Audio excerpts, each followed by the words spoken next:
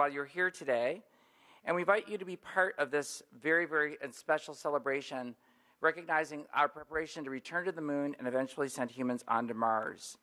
And we're very excited that you're here for this special presentation of NASA Presents the Artemis III Lunar Spacesuit. This is the first public event revealing the Artemis III Lunar Spacesuit. Thank you to our NASA and Axiom Space colleagues for selecting us as your host. Today's program is being streamed live on NASA TV, and so I want to extend a warm welcome to all of our online viewers. And we have some very special students from Space Center Houston's Explorer camps who are joining us today. Would you please all stand?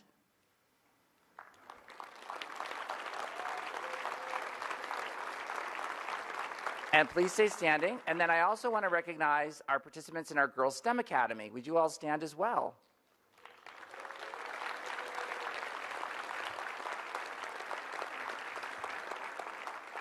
You are all the next generation of explorers. You'll have many opportunities in your career and your life choices. From an astronaut to an artist or a scientist or an engineer, you can do it. And everyone plays a vital role in advancing space exploration. So again, let's give them all a round of applause.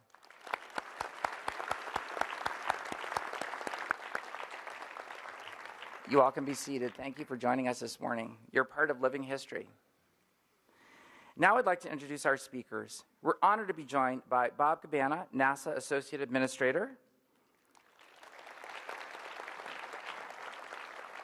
Laura Kearney, EVA and Human Surface Mobility Program Manager at NASA Johnson Space Center and a member of our Board of Directors. Vanessa Weiss, Center Director for NASA Johnson Space Center. Michael Suffredini, President and CEO of Axiom Space. Mark Greeley, EVA Program Manager of Axiom Space. And Russell Ralston, EVA Program Deputy Manager of Axiom Space. And now it gives me great pleasure to turn the podium over to Bob Cabana.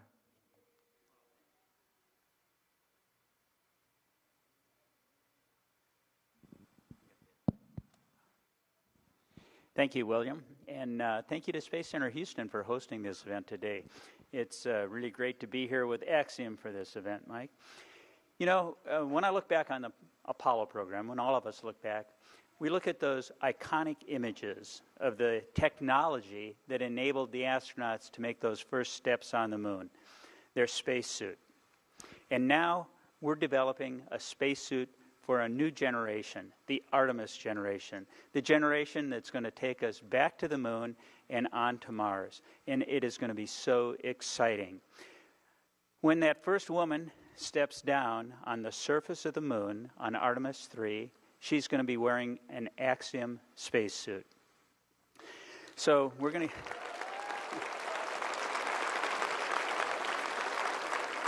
to... And I can't wait to see that happen. You know, we're going back to the moon, but we're going to the south pole of the moon this time. And why are we going there?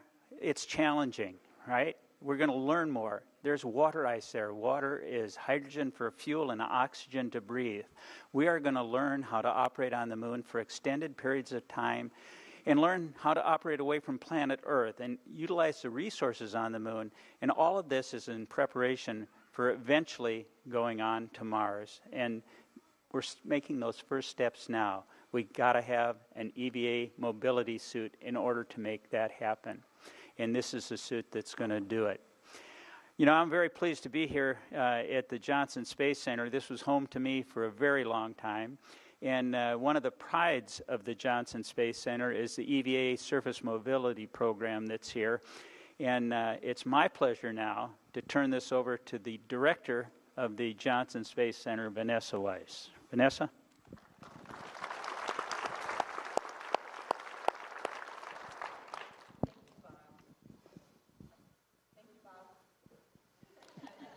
Thank you, Bob. So at NASA's Johnson Space Center, we're just so super proud to be able to continue the legacy of doing spacewalks, as Bob mentioned, from Apollo heritage, using our suits for science operations.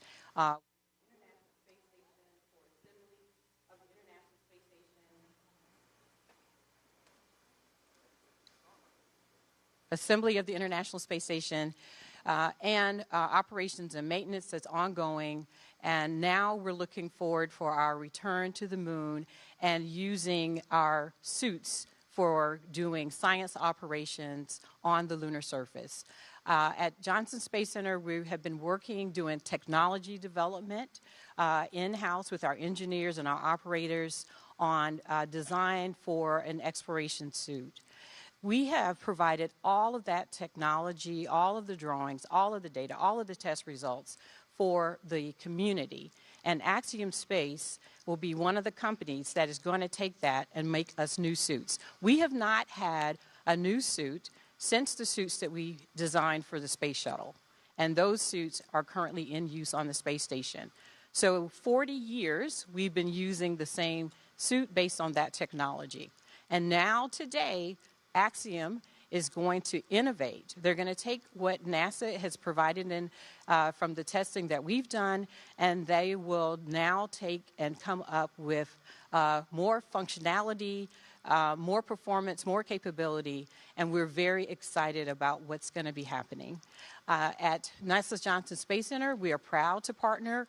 We will be working together. We'll provide our expertise. We're going to provide all of our facilities, and we will be working together to make sure that we have a safe suit that performs and does everything that our astronauts need for doing surface operations. So we're looking forward to the things that Axiom is doing, and I want to thank the Axiom team. I want to thank the NASA and all of our teams that work together to make this happen.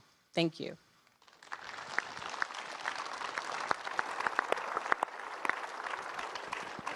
And now I'm going to turn it over to Laura. Hi, good morning.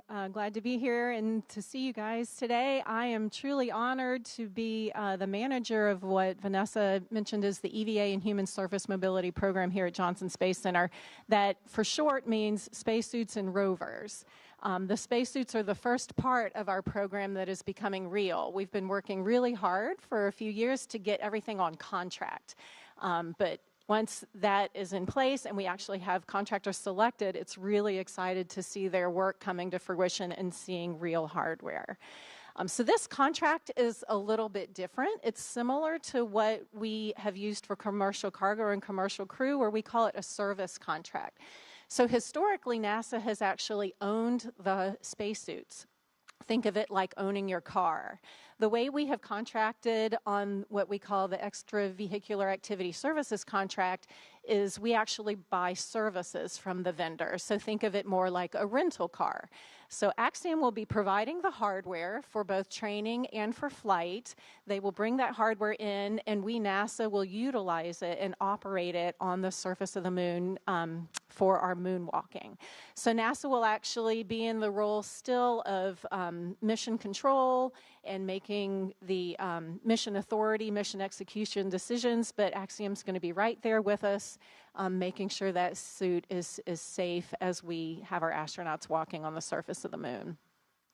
So this suit, we have a lot of tough requirements on it, so these guys have their work cut out for them. The moon is definitely a hostile place, and the South Pole is going to really be a challenge. So a lot of thermal requirements. We are really looking for improved mobility so that our astronauts can operate more efficiently and effectively than they were able to do many years ago in Apollo. And then, of course, we have really stringent safety requirements, as Vanessa mentioned, on the suits as well. So they certainly have their work cut out for them, but we are absolutely confident that they are going to be successful. So our role as NASA is, as Vanessa said, to make sure that all of our expertise and our data and our facilities are made available to them, and then we will be in there hand in hand with them, helping make sure that they are successful, bringing all of our knowledge to the table, all of our experience, along with our friends from the crew office, just providing them our expertise and advice and guidance as they go forward. So super excited to have Mark and Russell and their team, and really looking forward to a few years from now when we see that first Axiom boot print on the moon.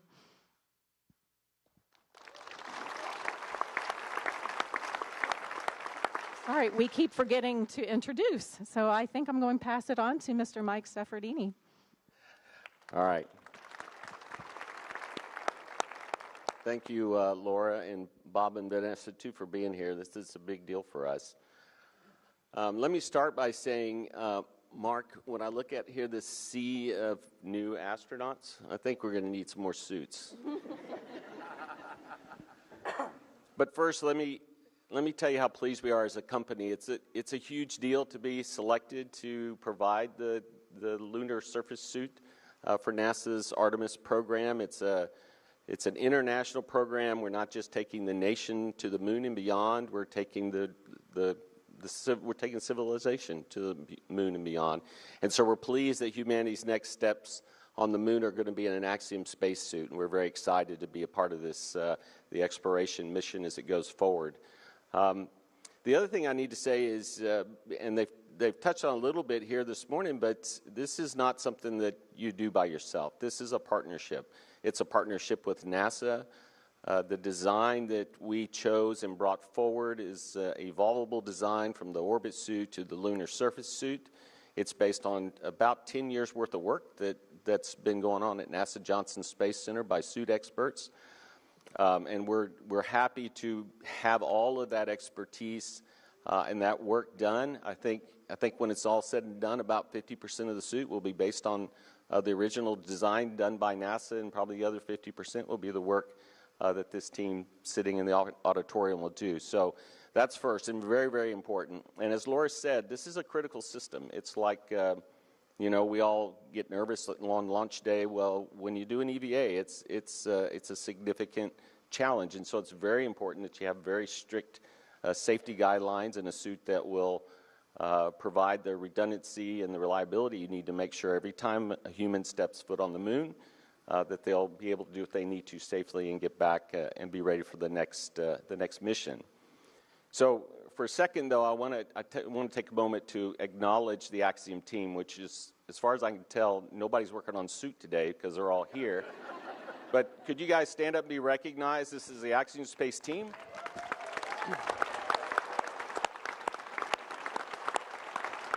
You guys are awesome. And when I say Axiom team, it's not just Axiom Space, KBR, Paragon, David Clark, APT Research, SOFIC, and Aerosciences and Technology. Did I get them all? Airlock.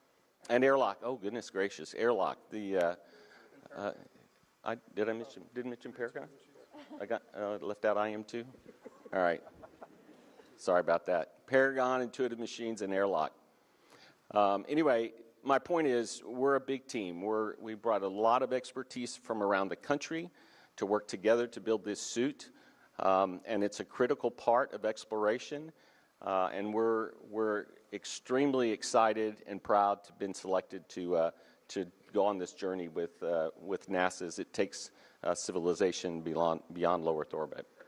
So with that, I think my job is to hand it off to Mark. We've been sitting here talking about all this stuff, but we have an exciting thing to show you, so Mark will get us started down the road. Go ahead. Thank you, Mike. So a lot of hard work has been completed for the team to be here today with the spacesuit. For the last couple of years, our team has been off really focused on three things: people, processes, and facilities and equipment.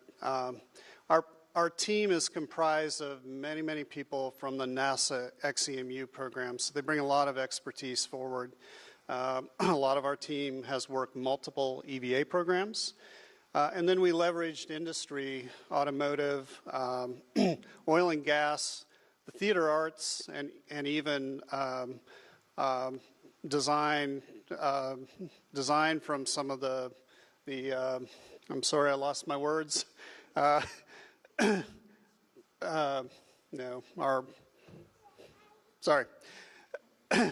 Professional clothing design. Thank you. So we have a vast base of really talented and experienced people. Our processes, you combine all that with Axiom's agile development process, and the team's able to move extremely fast. But in a very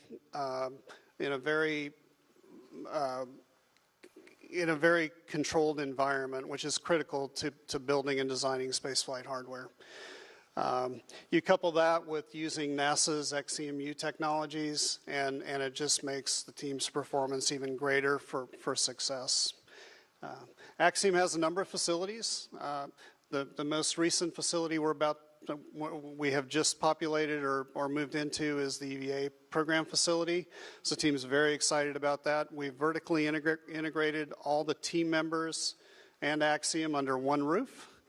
And we're about to open our state-of-the-art labs. We've been working in temporary space, which has been very accommodating. But we'll have everything we need to design, manufacture spacesuits for the lunar surface and for Axiom's space station. And with that, I just want to thank the EVA team on behalf of Russell and I. Thank you so much for all of your hard work. We thank your families for standing by as the teams work long hours sometimes. And we'd also like to thank Laura, Chris, Jesse, Ben. We appreciate all the collaboration with you and your team. The insight and collaboration has gone exceptionally well, and you guys are a big part of our success as well. Thank you.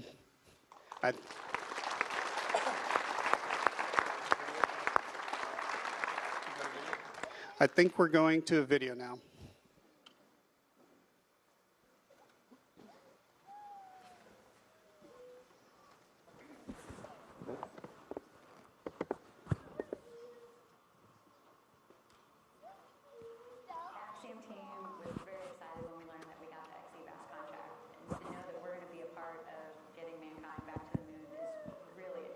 The suits that are used today were developed several decades ago. Originally, they were developed for the space shuttle, and they're used in the International Space Station today. But if we want to go back to the moon, then we need a new spacesuit. Spacesuit design has been really evolutionary for decades, and we're kind of taking a larger leap.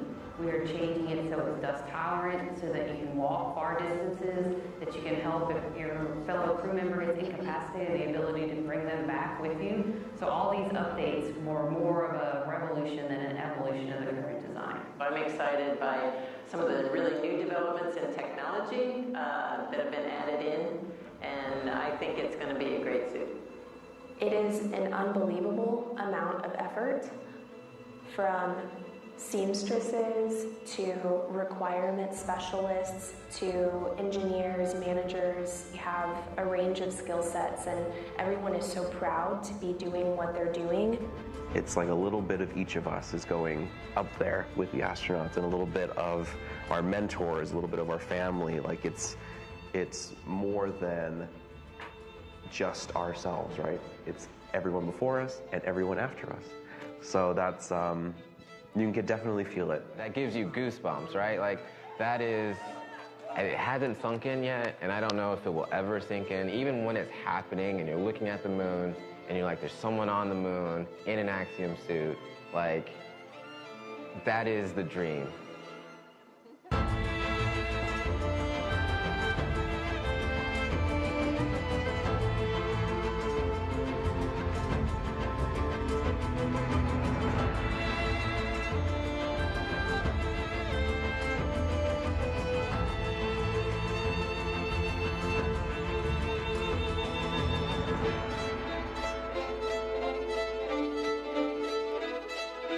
Space is changing so fast right now, and it's going to be such a great time to want to get into any aspect of the space program, whether, as an engineer, a designer, an astronaut, somebody, stepping foot on another planet.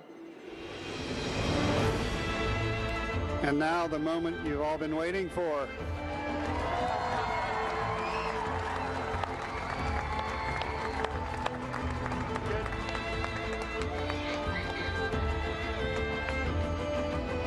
All right, good morning. My name is Russell Rawlson. I'm the Deputy Program Manager of EVA at Axiom Space. In the suit here this morning is Jim Stein. Jim is an extraordinary engineer. He's our chief engineer on our team. So we gave him the honors. Yeah, go ahead. We gave Jim the honors of demonstrating the suit this morning. I'm going to give him this little walking staff here. We are in Earth gravity. We're not on the moon, if anybody doesn't know. On the moon, the gravity is about 1/6 of what it is here. So just in case Jim loses his balance, for safety reasons, want him to have that. So I'm going to talk through the suit design just very briefly. And as I do that, Jim's going to perform some different actions, mobility, to demonstrate the mobility of the suit. Before we get into that, though, I want to talk about this cover layer. So the cover layer that you see, the black, the orange, the blue, personally I think this looks amazing. I want to thank Esther Marquise for helping us design this. Esther is a designer, a spacesuit designer on the show For All Mankind, if anyone has seen that on Apple TV+. So this suit has a lot of that worked into this. One of the differences between this suit and the suit that will be on the moon is that the moon suit will mostly be white. So we'll replace all the black with white. And that's really for thermal reasons, so didn't want anybody to get that mixed up. But other than that, I think this is just a fantastic, fantastic looking suit. So let me go top to bottom here and just describe the suit overall. So we'll start with the light band. I think you guys saw the lights as Jim walked out on stage. The light band is mounted to the visor assembly and to the helmet bubble. And this essentially gives the astronauts lights to see where they're in shaded portions of the moon, or if they're in low Earth orbit. In a night pass, they can turn on these lights to see using tools or translating on the space station or anything like that. We also have on the side here, we have a HD video camera. So those of us back on Spaceship Earth watching the EVA will be able to watch it in high definition, which will be a fantastic upgrade, I think, from current day technology. All of this is mounted on the helmet bubble, which is mounted to what we call, in this configuration of our suit, the hard upper torso. So the hard upper torso goes roughly from Jim's waist up to the top. And this is kind of the core structure of the suit. It's what we attach everything to. So the arms, I'll talk about the backpack in a minute. So yeah, if Jim wants to demonstrate some of the arm mobility here, this really just provides us, again, some structure to mount things to. Each of the arms have a variety of mobility joints and elements that we've designed at Axiom, including the gloves. The gloves are a critical part of the suit design, especially for microgravity EVAs, where you're using them for hours at a time to translate, to operate tools, to fix things to the suit, and so on. So we put a ton of effort into those gloves, pretty proud of where they're at, and are confident those are going to perform very well. If Jim turns to the side here, some people may be wondering, hey, how do you even get in this suit? There's a hatch on the back, actually. You can see two hinges here. So this suit's a little bit different than the suits of kind of today that's used on the space station. So this is called a rear entry design or a back entry design. This hatch would open up. You would put your feet in, put your arms in, and then kind of shimmy down into the suit, and then we would close the hatch. Mounted to the hatch is this box, affectionately known as the backpack. We call it the portable life support system. So inside of this box are all the parts and the components to kind of keep you alive while you're doing EVA. You can think of it as like a very fancy scuba tank and air conditioner kind of combined into one. So on the lower torso, so let's start kind of from the waist going down to the boots.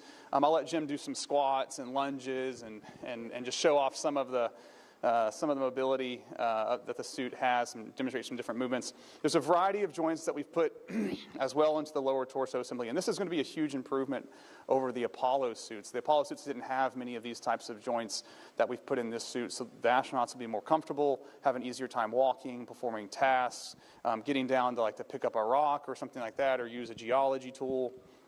And then the other thing that, that's a great demonstration there by Jim. The other thing I wanted to touch on is the boots. The boots are critical part of the suit, especially for the Artemis III mission and missions to the South Pole of the moon. We'll be entering regions called permanently shadowed regions. These are regions of the moon that never see sunlight, and they're very, very cold. And so it's very important that we insulate the boots appropriately to keep the astronauts' feet comfortable during the EVA. That's a portion of the design. There's as Mr. Suffredini mentioned, there's many portions of this design that we've kind of adopted from XEMU and are continuing to refine. That's an excellent portion. The XEMU team did a tremendous job, and a lot of our teammates did a tremendous job designing those boots. So we're taking those forward and refining them to flight. Those are really a key aspect of the suit. I think I've covered everything pretty quickly here at a high level. I don't think I've missed anything here.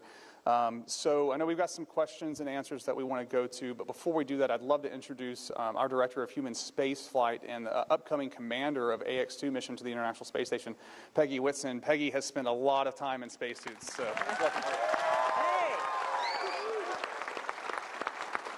I'm so excited to be here today. This is a great example of what innovation can do. This is going to be such a much more flexible suit, and the range of motion is really going to improve the astronauts' ability to do all those tasks that they're going to do while they're out exploring on the lunar surface and eventually on Mars. That would be so special. And we are here today, actually, because of this young group of people here that are here for the Moon to Mars Festival. We think that it's really important that we get you guys started on your spaceflight training. And it's really important because we know that you're going to be our future and you're going to be able to wear this suit someday. So we're very much looking forward to that. And we actually have some really little special guests that are going to ask some questions. And I have somebody I'd like to introduce who's going to help us out with that. This is my pilot, John Schaffner. We're flying.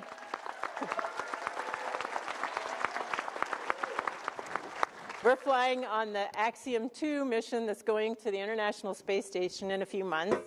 And John is here to help me out and get some young people up here to chat with you and ask a few questions about this suit. Here we go. Well, I have the extreme pleasure of talking to myself in the past. I had an astronaut in me since I was 10. It took me a while, but because of today, the wait has been worth it to talk to some people today. First, I'd like to thank NASA and Axiom for making all of this possible in the private and commercial spaceflight endeavor. I think it's a great step, and we're going to introduce some kids to you that I think will be your future, both for Axiom, Artemis, and NASA.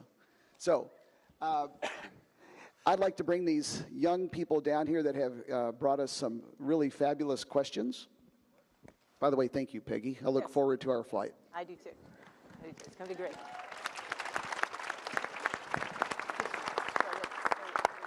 Yeah. Looking good. Come on over here, huh?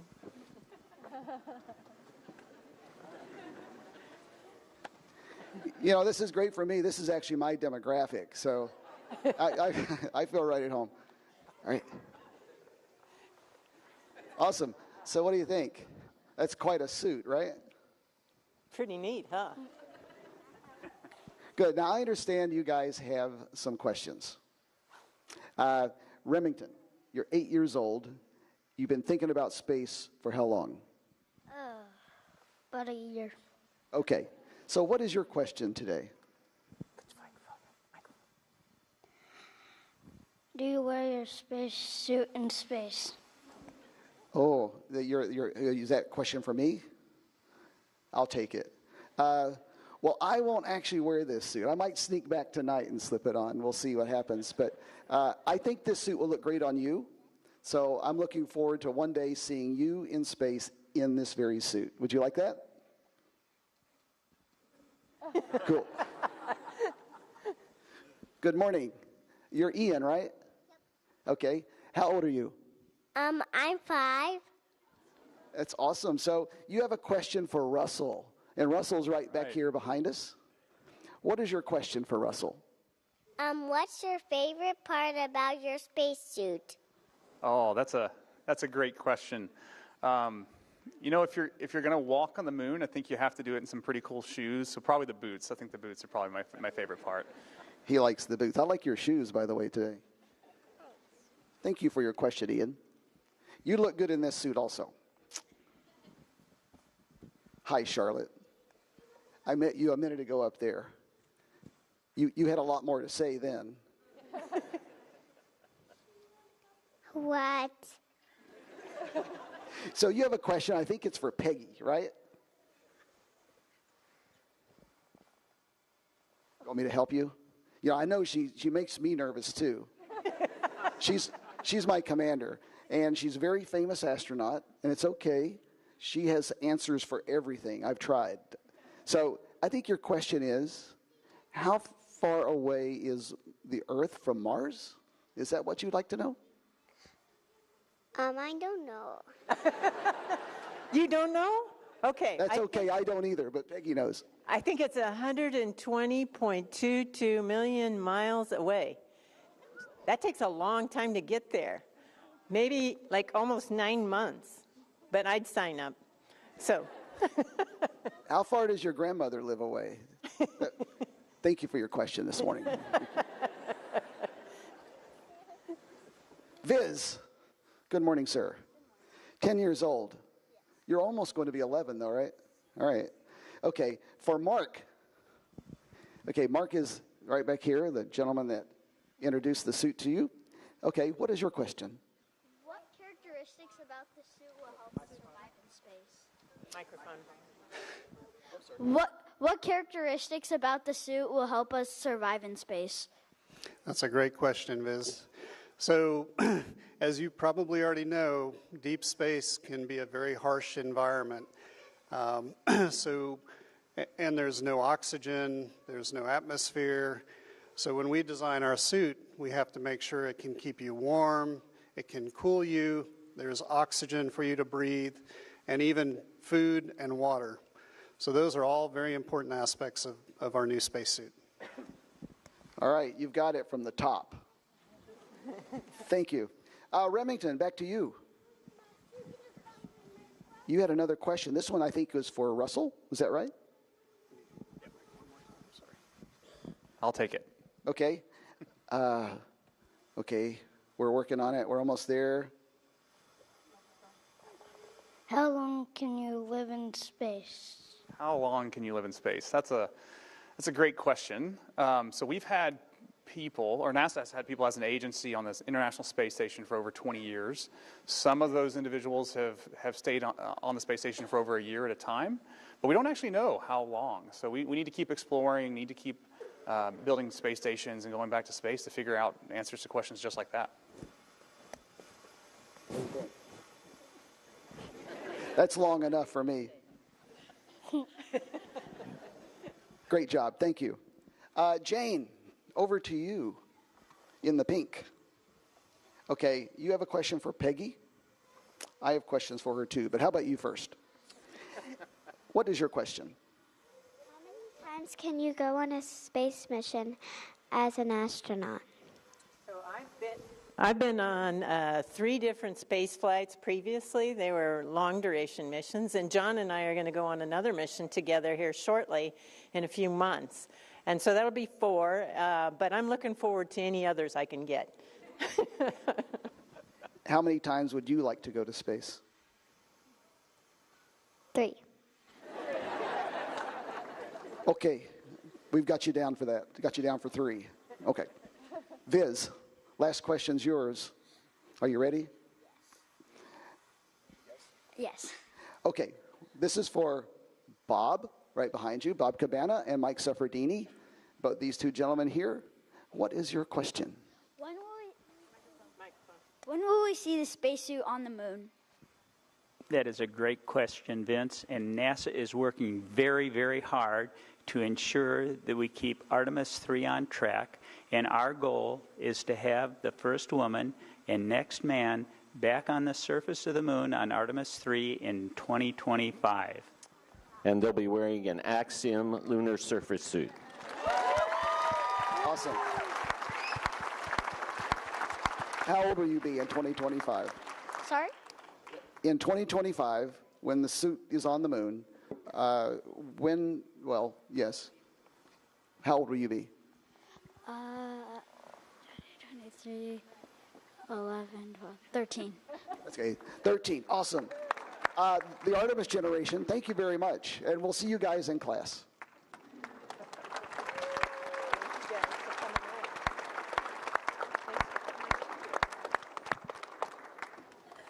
Thanks for coming up, sweetie.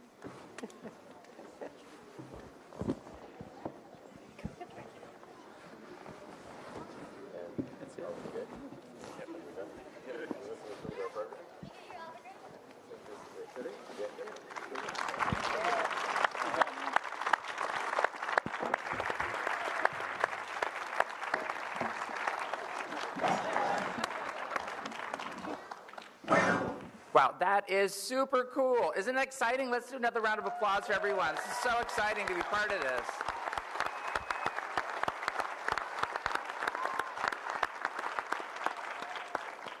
Well, again, I want to express heartfelt thanks to all of our panelists here. Congratulations to NASA and Axiom for this amazing milestone and achievement as we prepare to return humans to the moon in an entirely new architecture and program.